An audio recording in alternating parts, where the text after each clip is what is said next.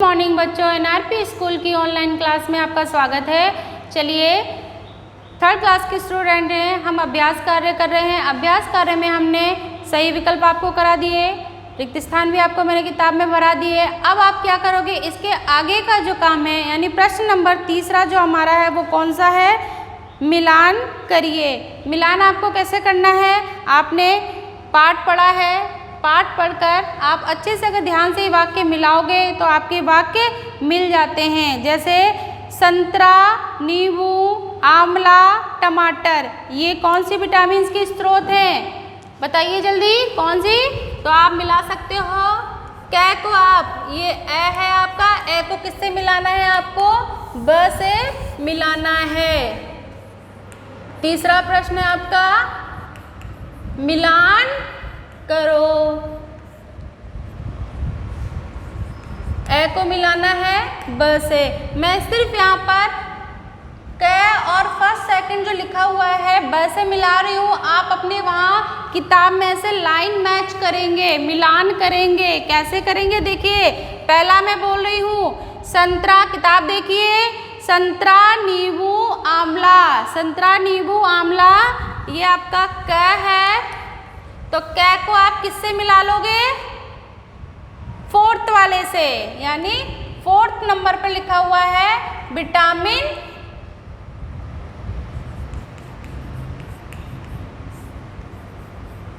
सी, इससे मिला लीजिए। ख, दूध, दही, अंडा, धूप, ये आप किससे मिलाओगे बच्चों, दूध, दही, अंडा, धूप कौन से स्रोत हैं, थर्ड वाले से मिलाओ। ब में थर्ड पे जाइए, विटामिन डी, ठीक है। फिर ग से, ग आपको किससे मिलाना है, मक्खन, बिनौला, चावल, हरी सब्जी, ये आपका किससे मिलाना है आपको, विटामिन ई, यानी सेकंड। मैं विटामिन लिख रही हूँ ताकि आपको आसानी हो मिलाने में, विटामिन ई। अब देखिए घ वाला आपको किससे मिलाना है, आलू, गेहूँ, अंडा, मक्खन, हरी सब्जी, ये मिलाना है आपको विटामिन के, यानी फर्स्ट वाला विटामिन के। ये आपको जो मैंने यहाँ पर लिखे हैं फोर्थ, थर्ड, सेकंड और फर्स्ट, ये आप क, ख, ग और घ लाइनें खींचकर आप मिलाओगे ऐसे करके, तो अपने आप से क का ये फर्स्ट हो गया है ना, ख का ये आपका सेकंड हो गया। ऐसे करके जब आप मिलाओगे तो ये आपके लाइनें बनेंगी, आप मिला सकते हो। अब देखिए अगला क्वेश्चन, इसको मैं मिटा रही हूँ, मिला लीजिए।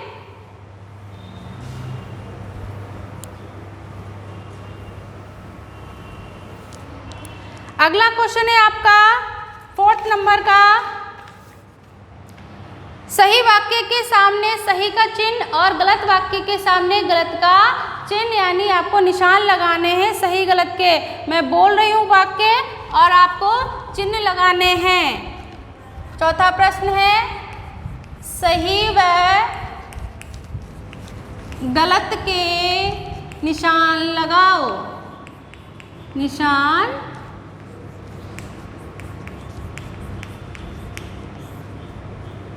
ये चौथा प्रश्न है आपका। कै पे क्या वाक्य लिखा है बच्चों, हमें सदैव संतुलित भोजन ही करना चाहिए, हमें सदैव संतुलित भोजन ही करना चाहिए। सही है या गलत, हमें सदैव कैसा भोजन करना चाहिए, संतुलित भोजन। तो ये बिल्कुल वाक्य सही है। अगला वाक्य देखो, कार्बोहाइड्रेट से हमें ऊर्जा मिलती है, बिल्कुल सही बात। वापस से देखो, कार्बोहाइड्रेट से हमें क्या मिलती है बच्चों, ऊर्जा, ये वाक्य सही है, सही का चिन्ह लगाओ। ग वाला देखिए, प्रोटीन से मानसिक शक्ति बढ़ती है, प्रोटीन से मानसिक शक्ति बढ़ती है, पढ़ा है आपने प्रोटीन के बारे में, तो ये वाक्य अपना बिल्कुल सही है। प्रोटीन से हमारी मानसिक शक्ति यानी याद करने की शक्ति बढ़ती है। घ वाला देखिए, वसा की अधिकता से गुर्दे ठीक प्रकार से कार्य करते हैं। हमने क्या पढ़ा था?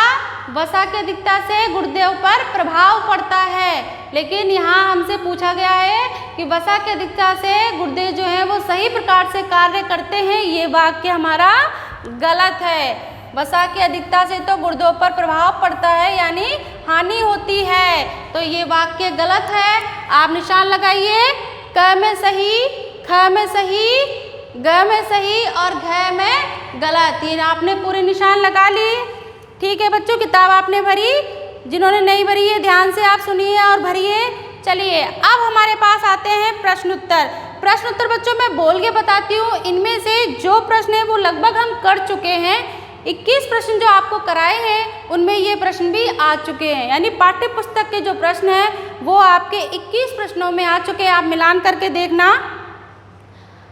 हमारे लिए भोजन क्यों आवश्यक है, ये हमने कर लिया। हमारे लिए भोजन क्यों आवश्यक है? हमारे शरीर के विकास और वृद्धि के लिए भोजन आवश्यक है। हम स्वस्थ रहें इसके लिए भोजन आवश्यक है। अगला प्रश्न देखिए, ख वाला, किस तत्व की कमी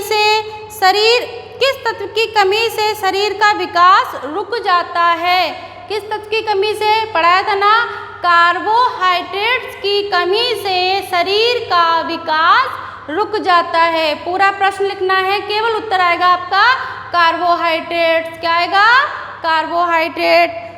फिर है वसा के घटने तथा बढ़ने से होने वाली हानियाँ।